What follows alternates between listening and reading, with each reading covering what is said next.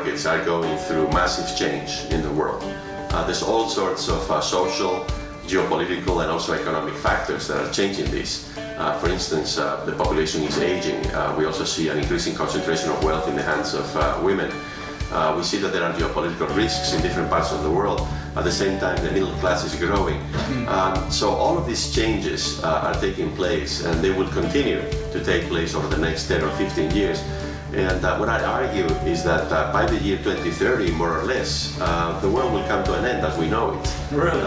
What's going to happen is that the realities in global consumer and financial markets are going to be very, very different from the ones that we see today.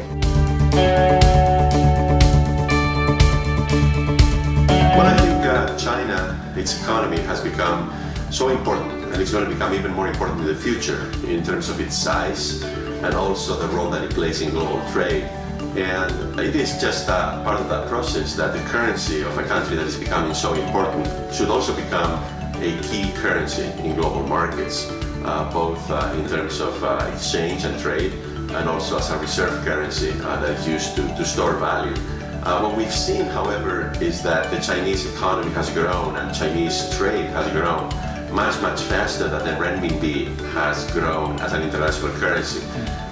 The renminbi only became a reserve currency in the last quarter of 2016, so we're still at the beginning of that process. Part of the reasons why renminbi is not becoming very quickly a reserve currency in the world is that there are some reservations that investors have about it. For example, it's not convertible. There's no freedom of movement of capital in and out of China. So there's a number of obstacles along the way. There's a number of things that the Chinese government will need to change so that the renminbi can become a more important international and reserve currency in the world.